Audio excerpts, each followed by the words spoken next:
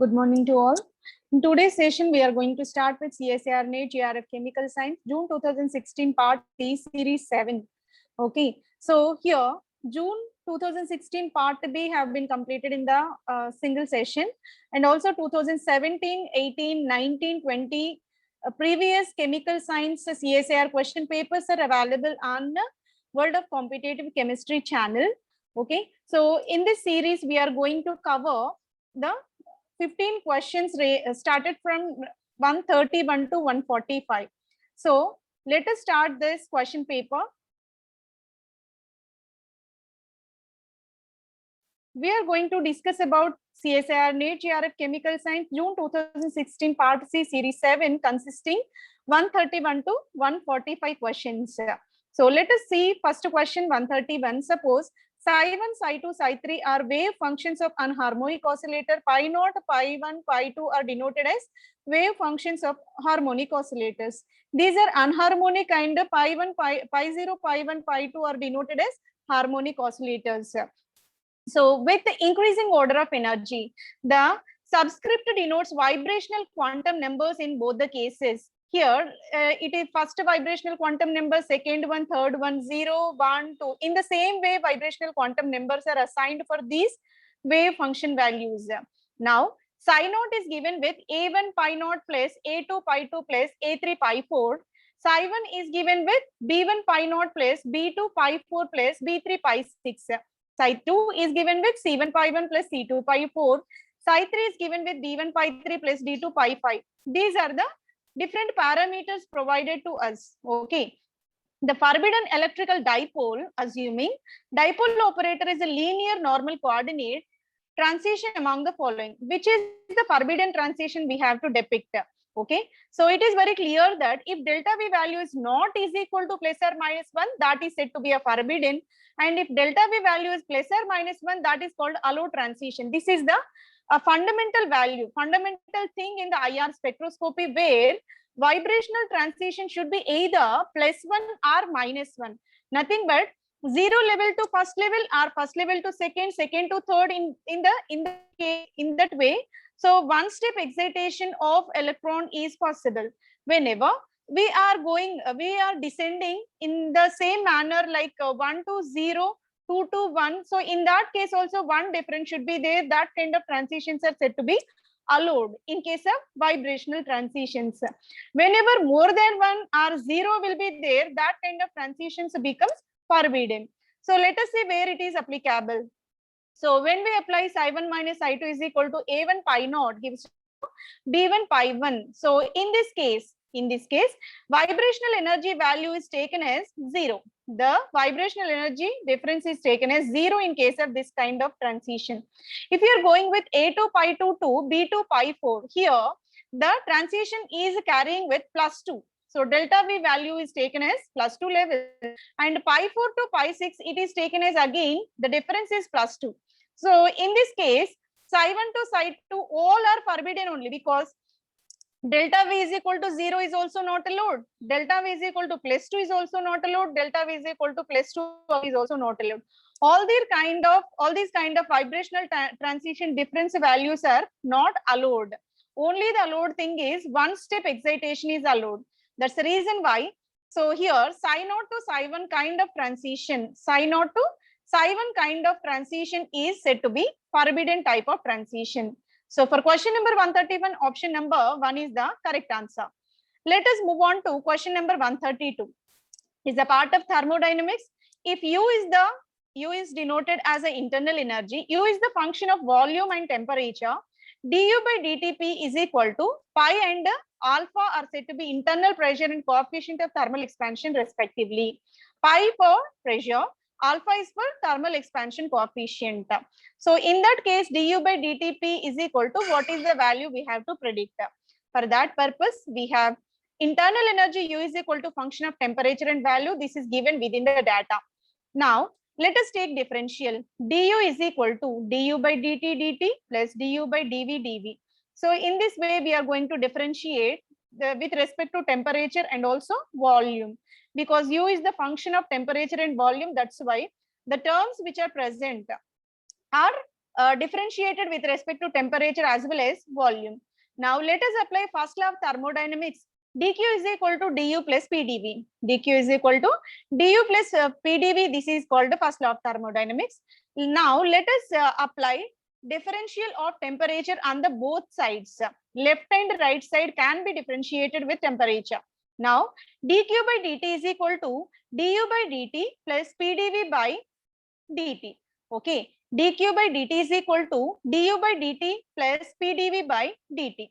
So this is the equation. Now here dq by dt can be replaced with cp. cp is nothing but specific heat at constant pressure, right? So that is given by the ratio of dq by dt at the constant pressure. So that's the reason why we are replacing dq by dt with cp, and the remaining equation remains same, right?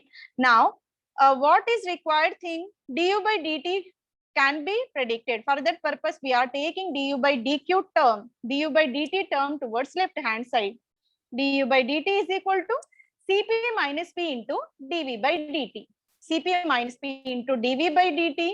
Now within the problem they mentioned that internal pressure is pi and coefficient of thermal expansion will be alpha, right? So pressure is given by pi, alpha is equal to 1 by v into dv by dt, right? So 1 by v into dv by dt, what we can write? Alpha v is equal to dv by dt. Alpha v is equal to dv by dt. So these terms can be, pressure and alpha v values can be substituted in this equation. How it will be?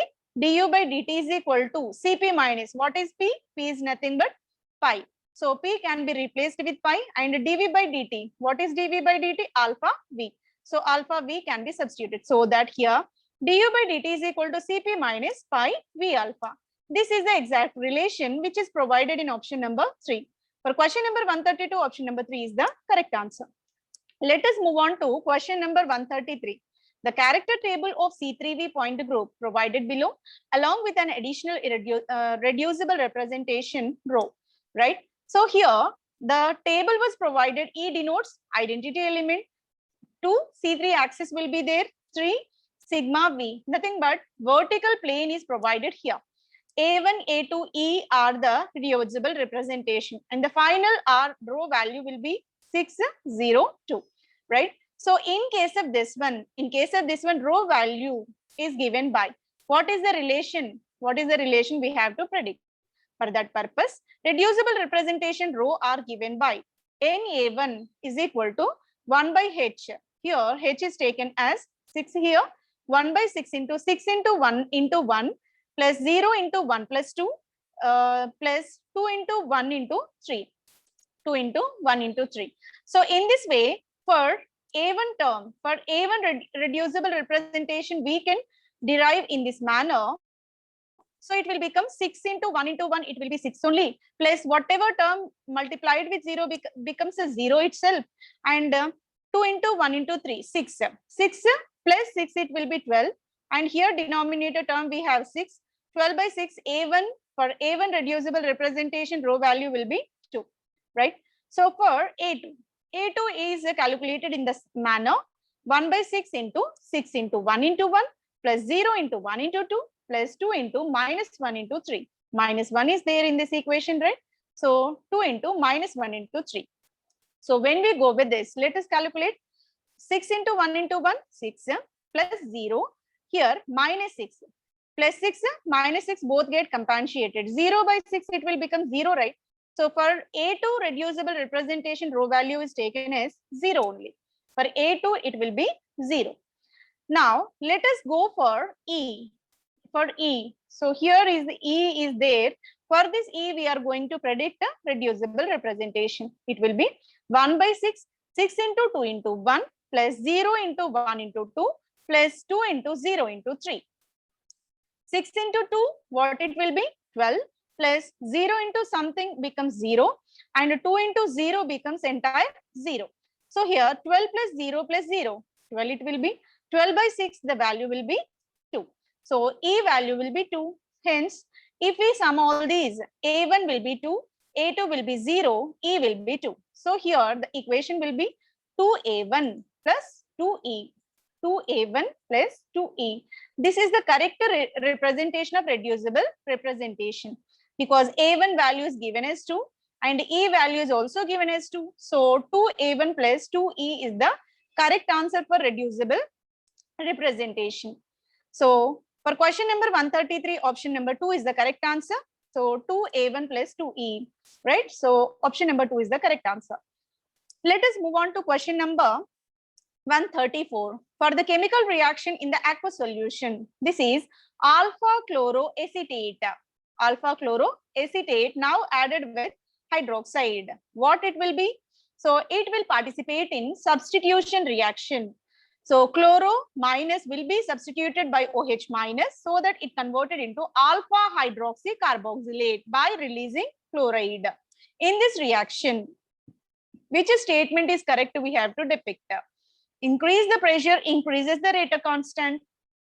So according to Le Chatelier formula, Le Chatelier principle, left side, right side, if number of moles are equal, pressure term will not be applicable. Here, how many moles are there? 1 mole of acetate, 1 mole of hydroxy, 1 mole of acetate, 1 mole of chloride. So that equal number, 2 moles left hand side, 2 moles right hand side. So that pressure term will not be applicable. Pressure can increase the rate where the number of moles are less. That is called Le Chatelier principle. So here number are same in both the sides. That's why pressure term can't be applied. Now, increase the dielectric constant, increase the rate constant. This is the correct statement. As we are rising dielectric constant, rate of the reaction also rises. This is the correct statement for this one. Dielectric constant rises, rate of the reaction, because there is a direct proportionality. Dielectric constant with respect to rate, there is a direct proportionality. So dielectric constant is denoted by charge by distance, right? So if this value, if its magnitude increases, rate of the reaction also increases. So here, in case of this one, dielectric constant value rised because of secondary salt effect. Because of secondary salt effect, its dielectric constant value will be rise, so that rate of the reaction also increases, right? So for question number 134, option number 2 is the correct answer. Let us move on to question number 135.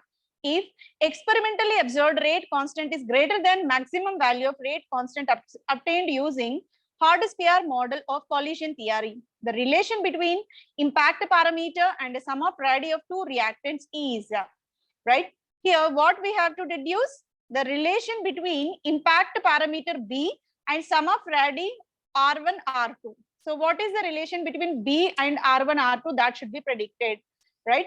So what kind of system provides experimentally observed rate constant greater than the maximum value of rate constant obtained by Hard-Spear model of collision theory, right? So here we have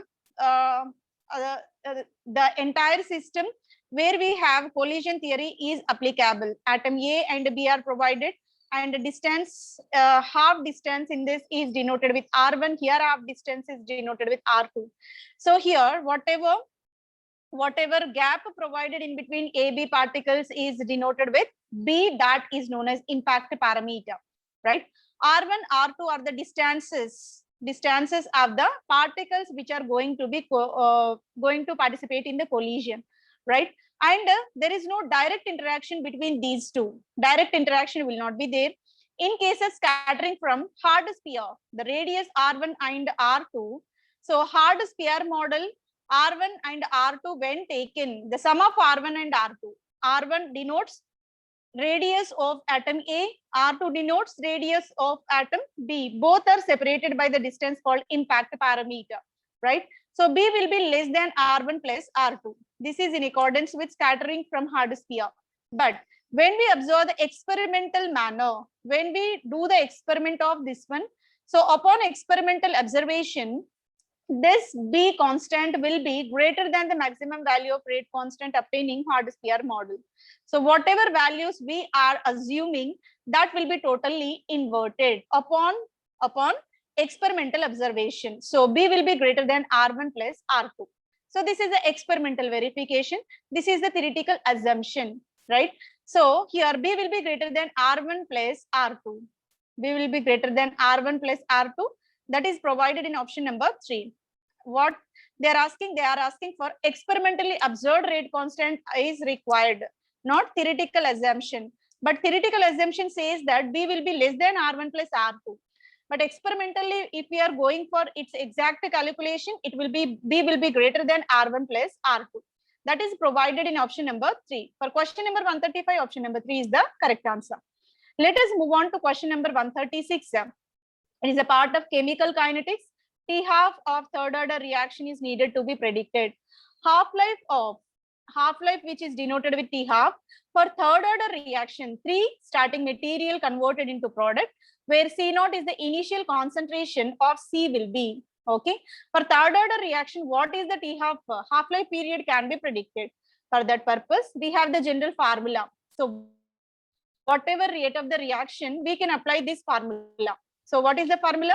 For nth order of the reaction, half-life is given by 1 by K into 1 by n minus 1 into 2 to the power n minus 1 by CO to the power, CO stands for initial concentration. CO stands for initial concentration to the power n minus 1. I'm repeating one more time. 1 by K into 1 by n minus 1 into 2 to the power n minus 1 by CO to the power n minus 1. This is the formula in order to predict T-half of any kind of reaction, right? N denotes what? N is nothing but order of the reaction, which order it is, right? So here, K is the rate constant, T-half is the half-life period, and CO is the initial concentration. So if we apply the same formula for third order reaction, N value becomes 3. Now let us substitute 3 in the equation. T-half is equal to 1 by K into 1 by 3 minus 1 into 2 to the power 3 minus 1 by initial concentration to the power 3 minus 1, right? So 3 minus 1, it will become 2, 2 to the power 2 and CO to the power 2. So when we apply all these, what is the final equation? Here we can clearly see 1 by K into 1 by 2, 2 to the power 4 minus 3, 2 to the power 2 minus 1, nothing but 2 square is nothing but 4, 4 minus 1, it will become 3, right? So it will be in the numerator, right? So 3 here in the denominator we have 2. So 3 by 2 will be taken. Within the denominator we have K and the denominator value another is also there, that is CO square. So K CO square. The final equation for third order reaction is 3 by 2 K C0 square. 3 by 2 K C0 square is the T-half half-life period for third order reaction, that is provided in option number 1. For question number 136, option number 1 is the correct answer, which is depicted based on the empirical formula provided 1 by K into 1 by n minus 1 into 2 to the power n minus 1 by CO to the power n minus 1. Answer will be first one. Question number 136, option number 1 is the correct answer. Let us move on to 137. For a simple cubic lattice, the ratio between unit cell length and separation of two adjacent parallel crystal planes cannot have the value of. It is the question given from solid state chemistry, where simple cubic lattice is provided to us. For this simple cubic lattice, the ratio between unit cell length, separation of two adjacent parallel, that means D value, crystal planes is not having the value.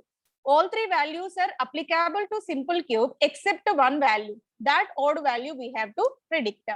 So let us apply the equation for distance. So this is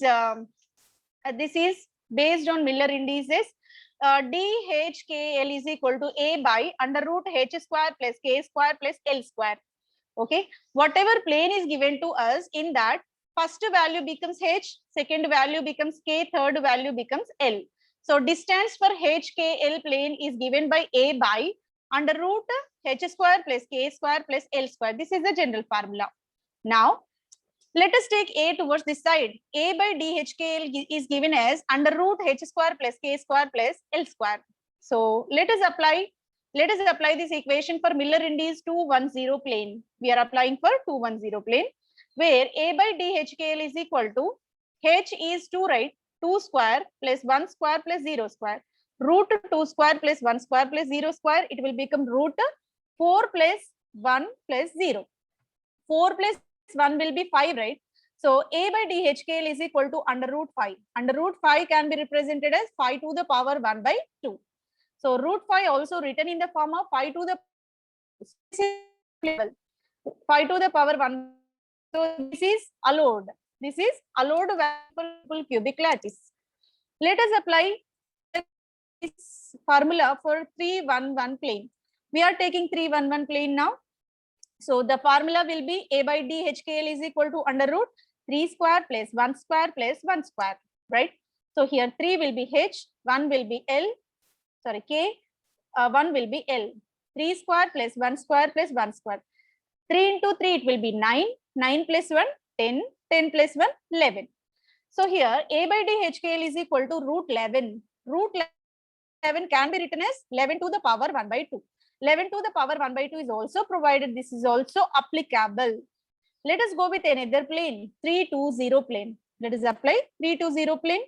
Now, the equation will be A by D HKL is equal to root 3 square plus 2 square plus 0 square. 3 square nothing but 9 plus 4, 2 square nothing but 4. 9 plus 4, it will be 13, right? So, root 13 can be represented as 13 to the power 1 by 2. 13 to the power 1 by 2 is also applicable. Only the thing which is not applicable will be 7 to the power 1 by 2. So, all are applicable except 7 to the power 1 by 2. That is only the correct answer. For question number 137, option number 2 is the correct answer. Let us move on to next question. Adsorption isotherm of three gases A, B, C are shown in the figure, where theta is the percentage of surface coverage. Here, it is a part of adsorption and surface chemistry, right? So, in this, we are plotting the graph by taking 1 by theta on y coordinate, 1 by p on x coordinate. 1 by theta denotes what? Extent of adsorption. Theta denotes adsorption. 1 by theta is nothing but 1 by adsorption. 1 by p is nothing but 1 by pressure. So, what does it denotes? 1 by theta denotes what? From bottom to top, gradually adsorption will be lowered. From left to right, pressure will be gradually lowered. So, when we are moving up, what happens? Adsorption extent will be lower. That means C will be adsorbed more extent, latter B, and least will be given for A. What they are asking for? Adsorption isotherm of three gases A, B, C given in the figure. Theta is the percentage of surface coverage. Nothing but how extent surface coverage there? Surface coverage is there. Nothing but how extent adsorption carried within the reaction vessel. Right? The correct order of extent of adsorption will be adsorption of C will be higher, latter B, and the least will be given for A. C is higher, latter B, and A is least. So for question number 138, option number 4 will be the correct answer, right? So how it will be depicted? 1 by theta is nothing but 1 by rate of adsorption. So as we are moving up, rate of adsorption gradually decreases because we are taking, it's a reciprocal, right? That's why at the bottom extent is more. As we are moving up, extent of adsorption will be lowered. So A will be lower extent, B will be somewhat high, and C will be extremely large amount of adsorption on the surface, right? So for that purpose, the correct order will be C, B, A. For question number 138, option number 4 is the correct one. Let us move on to question number 139. Choosing some Hamiltonian H and orthonormal basis, a linear variation is carried out to get the approximate energies E bar J. With the two basic functions, one obtained E bar 1, 2 is lesser than E bar 2. Taking three basis functions similarly, three ordered energies E1 less than E2 less than E3 are found. The relation which holds for from the following, which is the correct kind of relation we have to predict. For that purpose, we have the equation psi is equal to A1 psi 1 plus A2 psi 2 plus A3 psi 3. Psi is the wave function, A1, A2, A3 are the coefficients, right? So psi is given by sigma. Limitations will be n and alpha, n and infinity is equal to alpha n and psi n will be given, right? So this is the equation. This is the equation for wave function psi. Now energy is given by sigma pi ei. Energy is given by sigma Pi EI. Now, it can be expanded in the form P1 E1 plus P2 E2 plus P3 E3 for different energy levels, right? P1 E1, P2 E2 plus P3 E3. In the same way, we can extend for lot of energy states. Now, EJ is given by mode A1 square E1 plus mode A2 square E2. This is the formula for energy depiction, right? So energy depiction, approximate energies which are denoted with EJ. So EJ bar. So first let us go with EJ, later we will go with EJ bar. So EJ bar is given by mode A1 square E1, where it is here, mode A1 square E1 plus mode A2 square E2. This is the empirical formula. Now EJ is applied for basic function 2. If we are applying basic function 2, then the equation will become EJ is equal to A1 square E1 2, A2 square E2 2. A1 square E1 2, A2 square E2 2 will be the formula. Based on this, what is the conclusion? Based on this, the conclusion will be E1 2 is lesser than E2 2. Obviously, as we are ascending, energy will be gradually rises, right? That's why E1 2 is lesser than E2 2. E1 2 is lesser than E2 2. That is provided within the problem. The data is given within the problem only. Need not to search for anything. EJ value by taking 3 as the basic function. For this, it can be applicable like this. EJ is equal to mode A1 square E1 3 plus mode A2 square E2 3 plus mode A3 square E3 3. So it will be extended with one more parameter, right? So in this way, here this EJ value is applicable for 3 basic functions. Now, obviously, it will be E1 3 will be lesser than E2 3 will be lesser than E3 3. So this is the energy correlation for different energy levels. Okay. From this, it is very clear that E3 3 will be lower than E1 2. E3 3 will be lower than E1 2, so that E2 3 will be lower than E2 2. If E3 3 is lower than E1 2, E2 3 is obviously lower than E2 2. So these are the inferences we require for this problem. So for question number 139, for question number 139, option 4 is the correct one. E1 3 is lesser than E1 2. E2 3 is lesser than E2 2. So option number 4th one is satisfying this given data. So for question number 139, option number 4 is the correct answer. Let us move on to question number 140. The average value of momentum of the ground state particle one-dimensional box is 0, because what are the conditions we have to depict? So when the ground state energy of the particle, average value of momentum, ground state momentum of the particle present in one-dimensional box becomes 0. So when it will become 0, we have to predict. For that purpose, we have the different energy levels, minus P, plus P, and 0, A are the starting coordinates will be provided. When one-dimensional box is used, it is bounded and stationary. So it is fixedly bounded. It is in particular position and it's not in the movable position. Now, momentum on the collision and walls of the box is positive. So whenever that the particle is moving, because of that collision, momentum generated will become positive. After the collision, momentum is negative. So whenever it participated in the collision, the value becomes positive.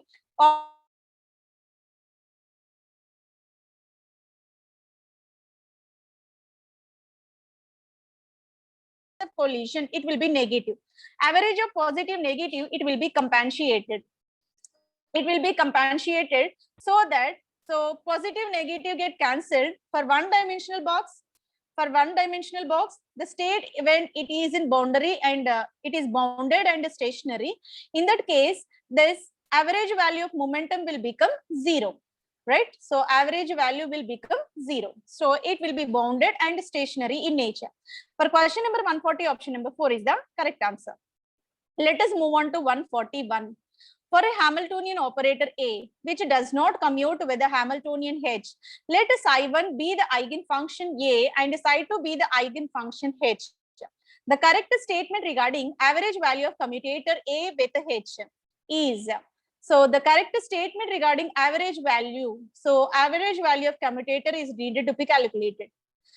For that purpose, AH, so when we value of AH which doesn't become exactly is equal to 0, it is non-zero value. A psi1 is equal to lambda 1 psi1, A psi2 is equal to lambda 2 psi2. For AH commutator, the value is given by psi1 mod AH minus HA psi1. AH operator, it can be written in the form of, we can expand. How can we expand? Psi1 AH psi1. So we are taking psi1 AH psi1. This is one parameter minus psi1 HA psi1. This is another parameter. So we are going to expand this equation. Psi1 mod AH psi1 minus psi1 mod HA psi1. So in this way, equation will be expanded. Putting the value of A psi1. What is the value of A psi1? Lambda 1 psi1 is the value. So let us substitute that value. AH is equal to lambda 1. H is equal to lambda 1. Psi1 H psi2 minus lambda 1 H psi1 H psi1, right? So now it can be concised into, equation can be written in the form of psi1 H psi2, lambda 1 minus lambda 1 is taken as 0. So lambda 1 minus lambda is taken as 0. So and psi2 H A, sorry, psi2 mod AH psi2, lambda 2 minus lambda 2 also becomes 0. Now psi2 AH psi2 is taken as 0. Psi2 AH psi2 is also taken as 0. So psi1 AH psi1, psi2 AH psi2 both are exactly 0, right? So this is for psi1 and psi2 eigenfunctions. Psi1 and psi2 eigenfunctions. Both psi1 AH psi1, psi2 AH psi2 becomes 0. For question number 141, option number 4 is the correct answer. Let us move on to question number 142. The condensation of hydroxy acid produces polyester with the probability of linkage at both ends being P. The mole fraction of Kmer chain formation. This is the question given from polymer chemistry. We are reacting, one is hydroxy, another is carboxylic acid, so that polyester formation is possible. It is a kind of condensation reaction. During this condensation, what they are asking for? Mole fraction of Kmer chain. Mole fraction of Kmer chain is needed to be predicted. For that purpose, the formula will be P to the power K minus 1 into 1 minus P. Okay, where P denotes what? Probability of linkage. P denotes probability of linkage and K is the Kmer we are taking. K monomer we are taking. P to the power K minus 1 into 1 minus P. That is provided in option number 3. For question number 142, option number 3 is the correct answer. Let us move on to question number 143. In simple molecular orbital theory of hydrogen molecule, bonding sigma G, always bonding orbital denoted with gerade, antibonding orbital denoted with ungerade. We are taking a simple molecular orbital theory of hydrogen molecule, bonding sigma G and antibonding sigma ungerade molecule are constructed as a linear combination of atomic orbitals by two hydrogen atoms. The spatial part of purely covalent singlet wave function is given by. What we are doing, one bonding orbital, one anti-bonding orbital we are taking. One is with positive sign, another with negative sign. When they are going to combine, what happens? That will be denoted with sigma G square minus sigma U square. So sigma bonding square minus sigma anti-bonding square. This is the spatial part of the purely covalent singlet wave function. Right? For question number 143, option number 3 is the correct answer. Let us move on to question number 144. Two aqueous 1:1 electrolyte systems A and B are different temperatures denoted with TA and TB. Concentration Ca and Cb respectively. Their Debye length will be equals to. Okay. So here two aqueous solutions are given. These electrolytic solutions which are taken in the ratio of 1:1. Right. So two different A and B components are taken, and we are measuring temperature TA and TB, concentration also CA and CB. So d by Huckel length should be predicted. For that purpose, we have the formula. D by Huckel length formula is equal to K inverse is equal to root epsilon r epsilon naught kbt by 2 na e square I. This will be the empirical formula in order to predict d by Huckel length. What is the formula? K inverse is equal to root epsilon r epsilon naught kbt by 2 na e square by I.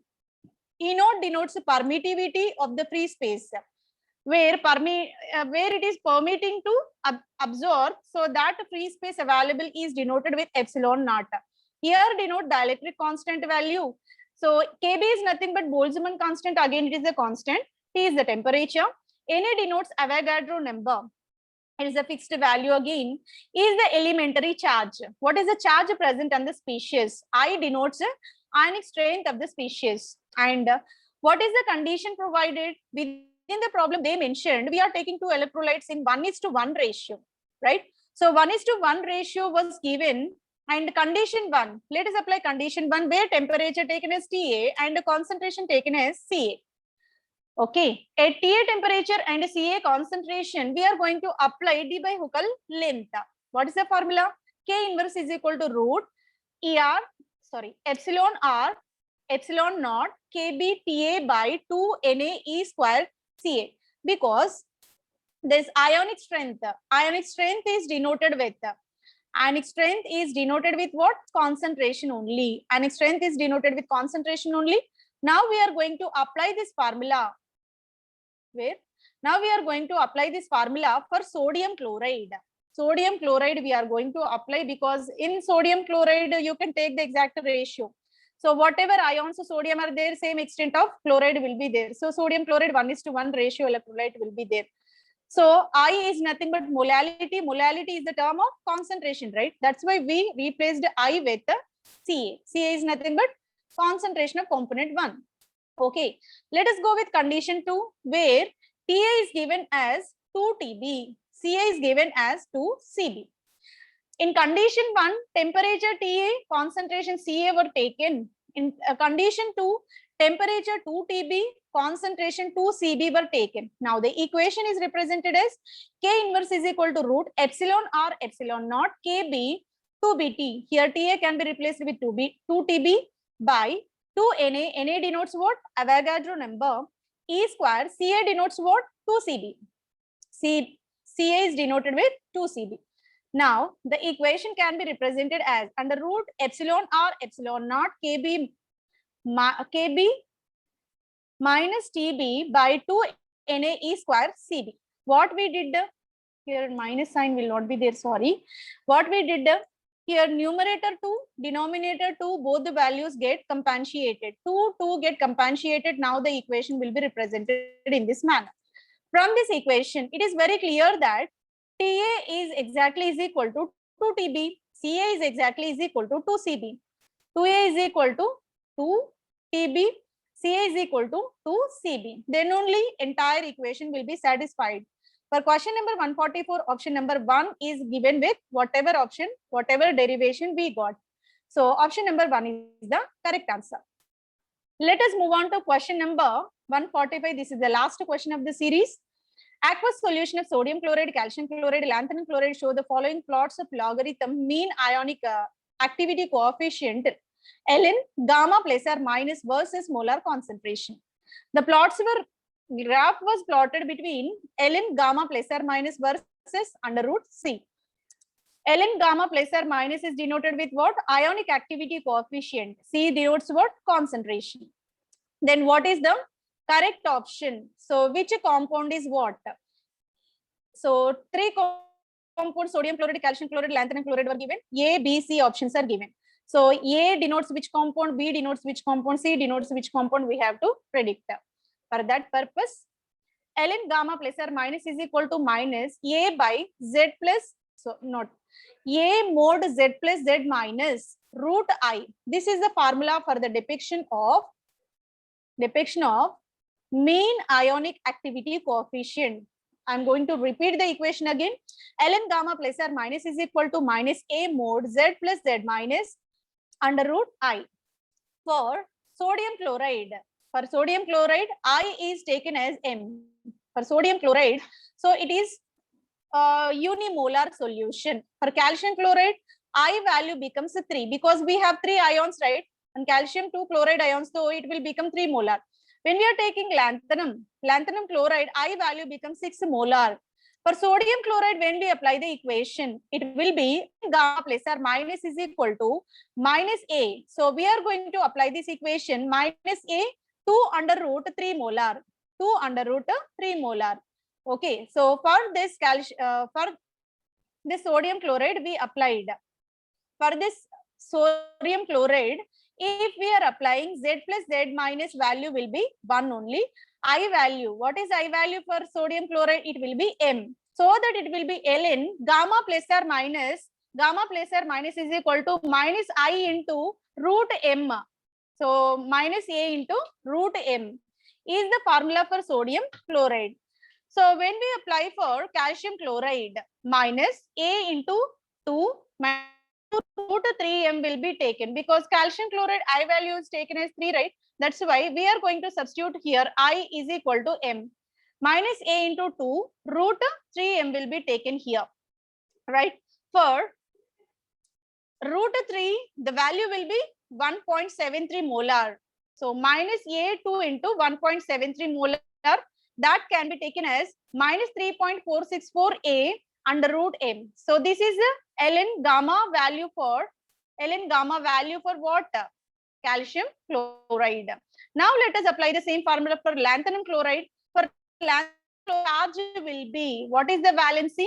3. Valency will be 3 and it will be 6 molar, right? For lanthanum chloride ionic strength will be 6 molar. So that Ln gamma plus or minus is equal to minus A 3 under root 6 M will be taken. 3 into A into root 6 value will be 2.4 under root M will be taken. Ln gamma plus or minus is equal to, if we multiply these two, it will become minus 7.3 A under root M minus 7.3 A under root M. Okay, based on these values, what is sodium chloride value? Sodium chloride value is minus A under root M. Calcium chloride value is minus 3.4 A under root M. Lanthanum chloride minus 7.3 A under root M. This denotes greater the negative value, lesser the magnitude. Lesser the negative value, greater the magnitude. That's the reason why for sodium chloride value will be higher. And the next is given for calcium chloride and the least is given for lanthanum chloride. So this is calculated based on the formula. What is the formula? Ln gamma plus or minus is equal to minus A mod Z plus Z minus root I. Okay, root I value for sodium chloride is M, calcium chloride is 3M, lanthanum chloride is 6M. If we substitute the values, we will get different parameters. Based on that, it is clear that A denotes sodium chloride, B denotes calcium chloride, lanthanum chloride value will be least. So here 145. A will be sodium chloride, B will be calcium chloride, C will be lanthanum chloride provided in option number 2. For question number 145, option number 2 is the correct answer. By this, entire series 7 have been completed where we covered question number 131 to 145. Thank you very much for your patience listening. I think this session will be helpful for your preparation. Thank you. Thank you one and all.